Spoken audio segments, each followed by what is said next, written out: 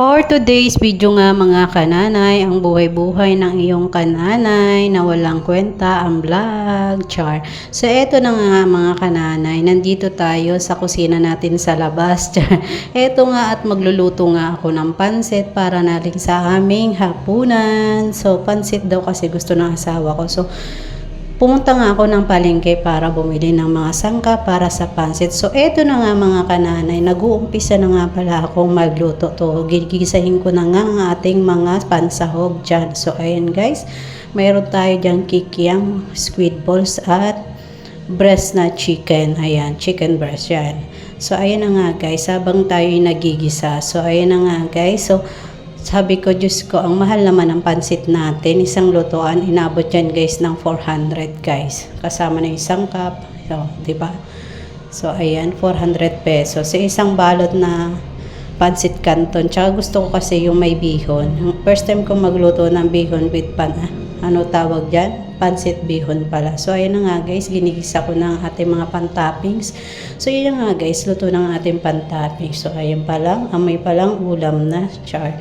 So, ayan na nga guys, syempre, sa gatong tayo nagluto. Sa amoy usok na ang inyong kanana. Ewan ko lang kung amoy usok na yung ating niluluto. Pero ayan nga guys. So, sabi nga nila, masarap daw ang luto sa gatong. So, ayan na nga guys. So, parang may birthday yan lang, di ba? O, parang birthday ko char. Pero hindi walang birthday guys. So gusto lang namin magpansit. So ayan, para makatikim tayo ng masarap na pansit naman. Pansit bihon nga guys. So ayan guys, grabe ang apoy. So ayan, kala mo may masusunog na dyan. Pero hindi naman guys. Siyempre makikita ko din yan kung dumikit yan dyan sa, sa plastic pag nasunog. Siyempre nandyan tayo. Diyo nga na lang pag di mo napansin na nasusunog na yung paligid mo habang nagluluto ka, diba? So, ayan na nga guys, malapit na maluto ang ating pansit guys. So, ayan, talaga namang amoy pala, malinamnam na, mapapasarap ka talaga. So, ayan. So, ayan na nga guys. Habang naamoy ko, natatakam na ako guys. So, ayan na nga guys, luto na, dinala ko na sa loob. Siyempre, ang unang titikim, sino? Papa, siyempre yung nagluto, o diba? So, ayan na nga guys, ang ating nilutong pansit. Siyempre, titikman natin kung masarap, kung pasalo sa panlasa ng lahat. Siyempre naman, masarap yan. Ako pa ba? Ako nagluto eh. Yabang. Tingnan mo naman yung tayo-tayo na yung buhok ng kananay mong kulot.